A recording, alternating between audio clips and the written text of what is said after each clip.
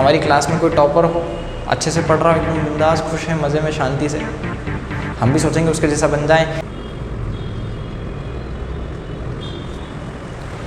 Hello guys, welcome to the SLW। Today we are going to start about neutron क्या होता है। अरे ये कहाँ से क्या आ गया। हमने तो पढ़ा था कि इलेक्ट्रॉन होता है, प्रोटॉन होता है, प्रोटॉन होते हैं न्यूक्लियस के अंदर, ऐसे पड़े रहते हैं ढेर सारे पी प्रोटॉन, और उसके आसपास ऐसे इलेक्ट्रॉन घूमते रहते हैं। इलेक्ट्रॉन इधर भी घूमेगा। फिर बोहर के रूल देखे थे कि कितने इलेक्ट्रॉन आते हैं, तो उन्होंने बताया था कि जैसे न्यूक्लियस है, उसके आसपास की शेल में कितने इलेक्ट्रॉन होते हैं, 2। ये हीलियम बन गया, 2 इलेक्ट्रॉन हीलियम के पास होते हैं, ठीक है। उसके बाद ये लिथियम बन गया, एक और रख देंगे तो lithium, beryllium, boron, carbon. Carbon में कितने होते हैं भैया, 4 इलेक्ट्रॉन। कार्बन के बाद नाइट्रोजन, नाइट्रोजन के बाद ऑक्सीजन, फ्लोरीन, नियॉन। नियॉन के पास कितने हो गए, 10 इलेक्ट्रॉन्स हो गए। तो हाइड्रोजन, ये hydrogen, helium, lithium, beryllium, boron, carbon, nitrogen, oxygen, fluorine, neon. Neon के पास कितने इलेक्ट्रॉन हो गए टोटल, 2, 8। मतलब ये नियॉन का स्ट्रक्चर बन गया। ये स्टेबल है। स्टेबल का मतलब क्या होता है, स्टेबल का मतलब होता है कि इसको ना कुछ चाहिए ना कुछ देने का मन है। इसके जितनी भूख थी 2 रोटी की, के शेल में 2 रोटी की जगह भरा गई है, एल शेल में 8 की थी तो 8 रोटी की जगह भरा गई है। They do not need any more electron, they do not want to give any electron. न रोटी देने का मन है न रोटी लेने का मन है। इसको बोलते हैं स्टेबल इलेक्ट्रॉनिक कॉन्फ़िगरेशन। अब न्यूट्रॉन समझते हैं कि न्यूट्रॉन क्या होता है। वो बात मैंने इसलिए बीच में कर दी कि आने वाले समय में काम आएगी, कभी भी काम आ सकती है, हमारे फ्यूचर में, हमारे भविष्य में, या इस वीडियो के लास्ट में या बीच में। न्यूट्रॉन क्या होता है, न्यूट्रॉन एक दूसरा सब एटॉमिक पार्टिकल है। भैया एटम क्या होता था, जिसके टुकड़े नहीं हो सकते। अरे हो तो गए थे, बाद में उन्होंने कहा कि इलेक्ट्रॉन मिला, फिर कहा प्रोटॉन मिला। जे चैडविक आए, कौन आए, ये इलेक्ट्रॉन किसने दिया था भैया, थॉमसन ने। किसने दिया था, थॉमसन, जे थॉमसन। मैंने कहा था आप लोगों को JEE एग्ज़ाम दोगे क्या, तो उसको मैंने ऐसे बताया था, JEE नहीं JJE। जे थॉमसन ने इलेक्ट्रॉन दिया। उसके बाद पैसा मतलब गोल्ड, तो गोल्ड स्टीन, गोल्ड स्टीन ने दिया था, ठीक है, प्रोटॉन। उसके बाद आया, उसके बाद न्यूट्रॉन की डिस्कवरी किसने करी। देखो इस पर नेगेटिव चार्ज था, इस पर पॉजिटिव, इस पर no charge, 0 charge, neutral charge. Neutron किसने दिया, जे चैडविक, ठीक है। यहाँ पर देखो इस पूरे पैराग्राफ में लिखा है NCERT में कि जे चैडविक वॉज द साइंटिस्ट जिन्होंने 1932 में न्यूट्रॉन की डिस्कवरी करी, और इन्होंने बताया कि इसका मास नियरली प्रोटॉन के बराबर है। जितना मास प्रोटॉन का होता है ना, तो मैं लिखते हैं प्रोटॉन का मास, ऐसे लिख दूँ मैं, mass of proton is equals to mass of neutron, लगभग बराबर मास होता है। तो अगर प्रोटॉन का मास एटॉमिक मास डिसाइड करेगा, प्रोटॉन करेगा, तो न्यूट्रॉन भी ज़रूर करेगा। इलेक्ट्रॉन का मास नहीं करेगा, इलेक्ट्रॉन का मास बहुत कम होता भी है, ना के बराबर, तो उसका मास हम नहीं लेंगे। अब मान लो मैंने कहा 3 प्रोटॉन थे और 4 न्यूट्रॉन थे, तो मास कितना होगा, इन दोनों का सम कर देंगे, प्लस करेंगे इनको, तो टोटल 7 गुना हो जाएगा उसका मास। 3 और 4 मतलब 7, ठीक है। तो एटम का मास कितना हो जाएगा, 7 के हिसाब से चलेगा, ठीक है। अब इसके हिसाब से आप ये बताओ कि हाइड्रोजन में एक प्रोटॉन है और उसमें कोई न्यूट्रॉन नहीं होता, तो इसका मास कितना हो जाएगा। तो हमने बहुत बार डिस्कस कर लिया है कि एटम का मास हम निकालते हैं U में, तो 1U। हीलियम कितना होता है, इसमें होते हैं 2 प्रोटॉन और होते हैं 2 न्यूट्रॉन, तो इसके हिसाब से इसका मास कितना हो जाता है, 4U। लिथियम में कितना होता है, 3 प्रोटॉन और 4 न्यूट्रॉन, तो इसके हिसाब से हो जाता है इसका मास 7। बेरिलियम में क्या होता भैया, अरे यार मैं कब तक बता दे रहूँगा, ये वाली टेबल देखो, और इसमें हमको साफ बताया है कि कितने इलेक्ट्रॉन, कितने प्रोटॉन, कितने न्यूट्रॉन होते हैं। ये दिखा ना, ये वाली जो टेबल है, ये सीरीज़, इसमें सब लिखा हुआ है। देखो अब किसी एक को पकड़ो, जैसे हमने लिया फ्लोरीन, फ्लोरीन में कितने प्रोटॉन्स हैं, 9, और न्यूट्रॉन कितने हैं इसमें, 10, तो फ्लोरीन का लिखते हैं हम यहाँ पे कि फ्लोरीन में उन्होंने कहा कि इसके पास है 9 प्रोटॉन और 10 न्यूट्रॉन, तो 9 + 10 कितना हो गया 19 न्यू। तो फ्लोरीन का मास आज के बाद कभी नहीं भूलना 19 न्यू होता है। ठीक है, ये बातें हम पहले आप लोग ने और इसके प्रीवियस लेक्चर्स देखे थे। एटॉमिक मास की बातें we have discussed in SLW 3rd chapter में भी करी है, अलग से उसकी वीडियो बनी है, शायद बहुत छोटी सी है, 5, 7 या 10 मिनट की है, तो आप उसको भी देखना एक बार। उसको कैसे बताया था हमने कि जो भी जितने भी आपके पास प्रोटॉन होते हैं, जितने नंबर पे वो इंसान आता है, अरे इंसान नहीं सॉरी एलिमेंट, ये इंसान नहीं है एलिमेंट, ये 9 नंबर पे आता है। तो 9 2 कितना होता है भैया, 9 2 कितना होता है 18 के आसपास है इसका मास। 4 2 कितना होता है, 4 2 होता है 8, तो इसका मास होता है 9, इसका मास 9 होता है। 3 2 कितना होता है 6, तो 6 के आसपास आ गया सेकंड। तो या तो +1 होगा, कभी कभी +2 भी हो जाता है, जैसे कि आर्गन का मास कितना होता है 18 के हिसाब से इसका मास होना चाहिए 18 2 36, लेकिन इसका मास कितना होना चाहिए 36, बाकी होता कितना है 40, तो यहाँ पर तो 4 बढ़ गया। तो ऐसे अब देखो इसमें आर्गन का दिया है, कितना नंबर दिया है, इसमें क्या है 18 प्रोटॉन और 22 न्यूट्रॉन दिए हैं। कितने 18 प्रोटॉन और 22 न्यूट्रॉन, कर दो इनको प्लस। तो एटॉमिक मास की क्या डेफिनेशन मिल गई, number of protons and number of neutrons is equals to atomic mass. मतलब कितने प्रोटॉन है कितने न्यूट्रॉन, उनको सम कर देंगे। अभी प्रोटॉन न्यूट्रॉन कहाँ रहते हैं भैया,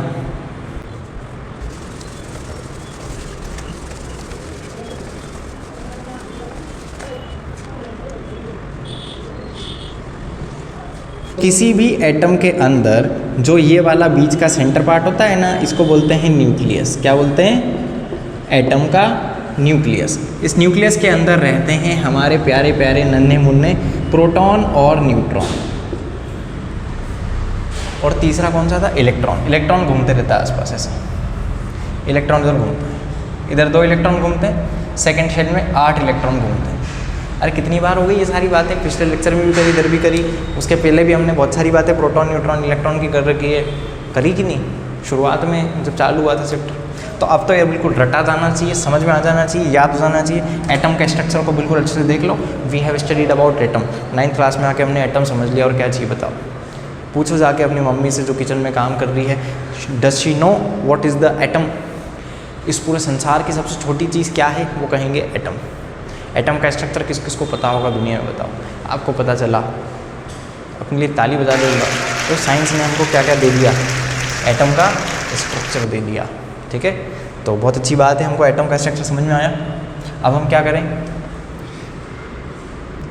अब एक काम करते हैं, एटम के और गतिविधियों को समझने की कोशिश करते हैं। एटम तो समझ लिया, उसकी गति कैरेक्टरिस्टिक क्या है, एटम क्या करता है। अरे क्या करेगा वो अंदर बैठ के, इतना छोटा सा टिंगू।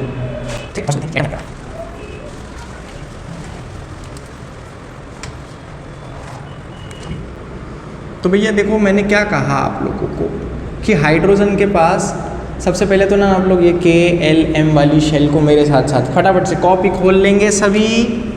हाँ वेरी गुड, बहुत अच्छा, एकदम बढ़िया। Hydrogen, helium, lithium, beryllium, boron, carbon, nitrogen, oxygen, fluorine, neon, sodium, magnesium. मैं मैग्नीशियम के बाद डायरेक्ट फॉस्फोरस लूँगा इधर, ठीक है।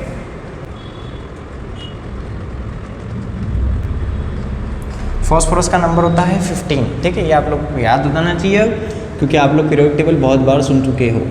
एक बार रेस लगाएं, आप भी एक साथ बोलेंगे, मैं बोलूँ 1 2 3 start. Hydrogen, helium, lithium, beryllium, boron, carbon, nitrogen, oxygen, fluorine, neon, sodium, magnesium, aluminium, silicon, phosphorus, sulphur, chlorine, argon, potassium, calcium. हो गई याद, वेरी गुड। चलो अब हाइड्रोजन की भरते हैं हम, 1 इलेक्ट्रॉन इसमें भरा जाएगा। हीलियम की भरो, 2 इलेक्ट्रॉन इसमें भरा जाएंगे। लिथियम, ये प्रीवियस लेक्चर में हम सब बात कर चुके हैं कैसे भरना है, ठीक है। लिथियम के बारे में बात करेंगे तो 2 1 3 इलेक्ट्रॉन है ना इसके पास। ये देखो 3rd नंबर पे मतलब 3 इलेक्ट्रॉन। के शेल की कैपेसिटी होती है 2 की, एल की होती है 8 की। तो इसने 2 भर ली है, अब ये अगले वाले सारे इधर भेजेगा। मतलब ये सब में दो दो दो दो भराएगा, समझ में आ गया। अगली शेल में भराएगा, अभी 4 है, 2 रोटी भरा गई तो 2 बची, 5 में से 2 गया, 3 बचा, 2, अब क्या आ गया 1 2 3 4 चलने लग गए हैं तो भैया 8। ये कौन आ गया, नियॉन। नियॉन के बारे में मैंने आप लोगों के लिए ताली बजवाई थी ना, उससे नियॉन से ताली आपके लिए बजवाई थी या आपसे नियॉन के लिए ताली बजवाई थी। ये कहा था कि स्टेबल है, स्थिर प्रज्ञ है। इसका मतलब होता है कि 2 और 8 इलेक्ट्रॉन भरा गए, इसका मतलब है कि इसकी भूख खत्म हो चुकी है। इसने 2 इलेक्ट्रॉन भर लिए, 8 भर लिए, अभी न लेगा ना देगा। तो भैया इन लोगों की भूख नहीं मिटी क्या, इसकी मिट चुकी है, इसकी भी मिट गई। इसने के ने कहा 2 चाहिए, 2 दे दिए। तो हीलियम और नियॉन ये स्टेबल है, इस टेबल में स्टेबल है, इस पूरी टेबल में स्टेबल है। क्या बात है, मज़ा आ गया। अब ये कोशिश करेगा कि इसके जैसा बन जाए, ये कोशिश करेगा इसके जैसा बन जाए, ये लोग कोशिश करेंगे कि इसके जैसा बन जाए, क्योंकि स्टेबल लोग हैं ना।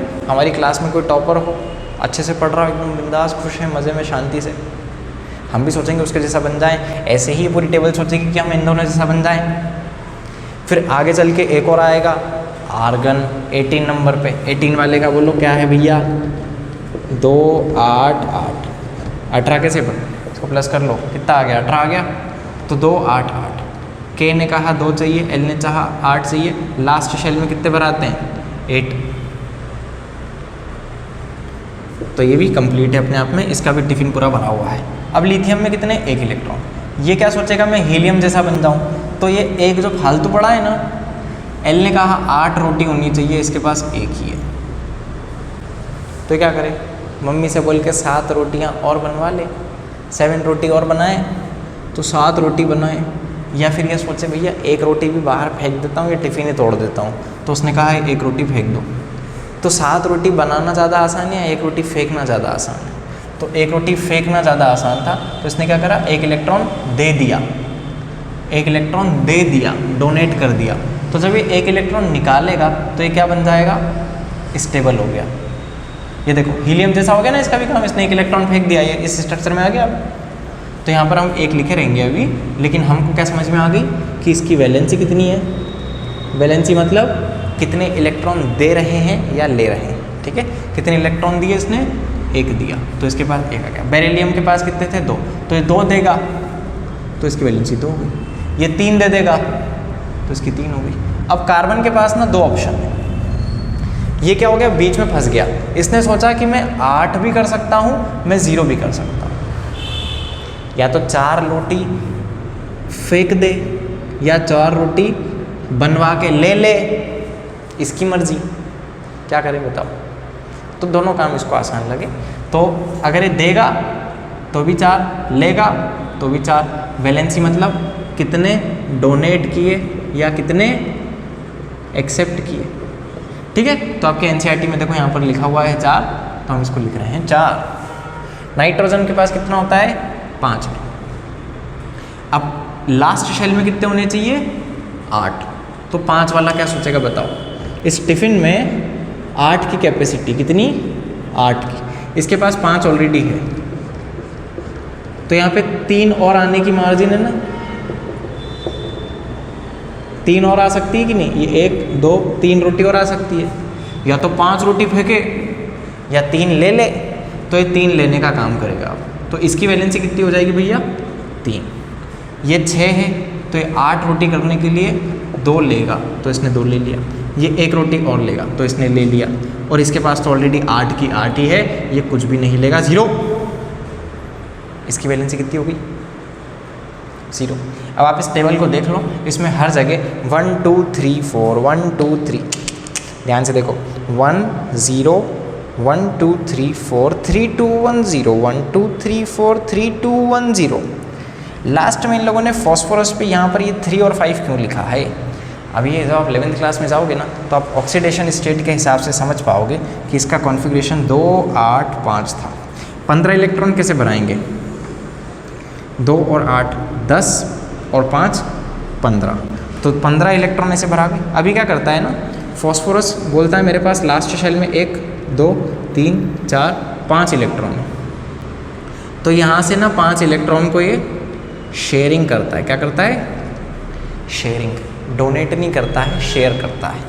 और या तो ये 3 इलेक्ट्रॉन इधर ले लेगा, 3 ले लेगा तो भी इसके पास देखो 1 2 3 4 5 6 7 8 हो गए, तो 3 ले भी सकता है। तो इसने 3 ले लिया, 3 ले लेगा तो माइनस चार्ज आ जाएगा इसके ऊपर। लेने से क्या होता है? इलेक्ट्रॉन लेगा ना भैया, इलेक्ट्रॉन ले रहा है ये 3, तो इसने क्या लिया? सीधा सीधा 3 माइनस चार्ज लिया तो -3। या फिर ये 5 इलेक्ट्रॉन की शेयरिंग कर ले तो नॉर्मल 5 इसकी वैलेंसी हो जाएगी। समझ आ गया? तो ये सारा का सारा हमने वैलेंसी के बारे में बात करी। तो भैया आप लोगों को ये टेबल तो पूरी समझ में आ ही गई। हेलो, एम शेल तक तो हम जाएंगे ही नहीं, गए कहाँ? एल शेल तक कहाँ गए हम, है ना? हम कब जाएंगे एम शेल में? पोटेशियम में जाएंगे। देखो पोटेशियम का नंबर कितना होता है? 19। तो इसका कॉन्फ़िगरेशन क्या होगा? 2 8 8 1। पिछले लेक्चर में बता चुके हैं कैसे होगा। ये एक इलेक्ट्रॉन लास्ट वाला फेंकता है, तो फेंक देगा तो इसके ऊपर आ जाएगा K पे प्लस चार्ज। और हमने 3rd चैप्टर में बात करी थी कि ये जो नंबर्स आते हैं, चार्जेस आते हैं, कहाँ से आते हैं? तो सब चार्जेस यहाँ से आते हैं। ठीक है, मैंने उंगली चटकाई, इसके लिए सॉरी। उंगली नहीं चटकाना चाहिए, this is not a good manners है। इसके साथ मैनर्स थोड़ी आएगा, this is not a good manner. या फिर ऐसा कहा जाए, these are not good manners. R के साथ आता है, अरे प्लूरल है ना, यहाँ पे एस लगेगा तो यहाँ पे आर आएगा। अगर वहाँ पे एस नहीं है तो इज आएगा। इज मतलब सिंगुलर, ठीक है ना? तो ये सब इंग्लिश की बातें बता दी मैंने आप लोगों को, एटॉमिक मास बता दिया, और वैलेंसी के बारे में हमने बात करी कि कैसे वैलेंसी बनती जाती है। ठीक है, इसको मेरी क्लास में एक बच्चा था, when I was in 9th class, the 4th chapter was going on and one student is at the place and he was saying these valencies 1 0 1 2 3 4 3 2 1 0 1 2 3 4 3 2 1 0। अब मुझे बताओ ये वैलेंसी ऐसे याद करने से क्या मतलब? मैं अगर आपसे ये पूछूं कि बताओ बेरिलियम पे कितनी है, तो मन में सोचो बेरिलियम किस नंबर पे आता है? हाइड्रोजन, हीलियम, लिथियम, बेरिलियम 4 पे आया। 2 इलेक्ट्रॉन K में भरा गए। एल शेल में कितने गए? 2 electron.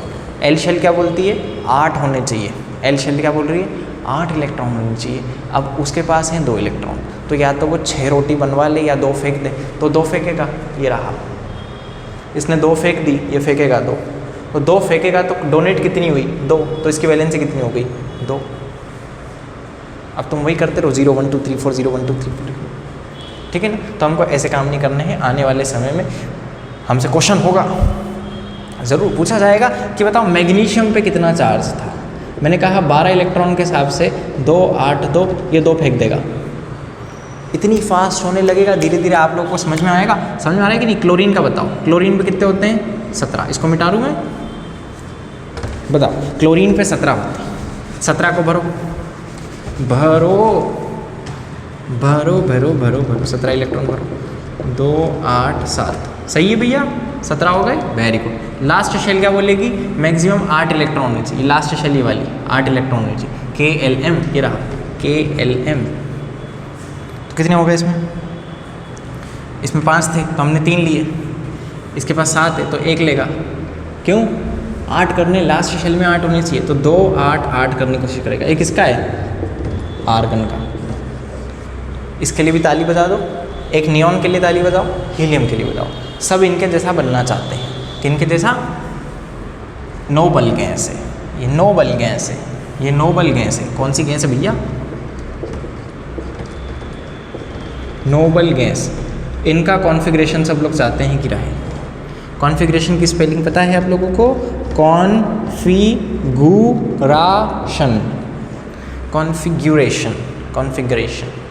Okay, noble gas configuration. तो इसके जैसा सब बनना चाहते हैं। That's why the chlorine has taken the 1 electron. और जब इन्होंने 1 इलेक्ट्रॉन लिया तो ये हो गए 2 8 8, यानी कि आर्गन। और तब कहा जाएगा कि क्लोरीन के ऊपर हुआ माइनस चार्ज। तो क्लोरीन का कॉन्फ़िगरेशन क्या है? ये 2 8 7। ये किसका कॉन्फ़िगरेशन था? क्लोरीन का 2 8 7। ये लिखो फटाफट, ये क्लोरीन का कॉन्फ़िगरेशन लिखो 2 8 7। और क्लोरीन माइनस का कॉन्फ़िगरेशन लिखो 2 8 8। Okay, bye.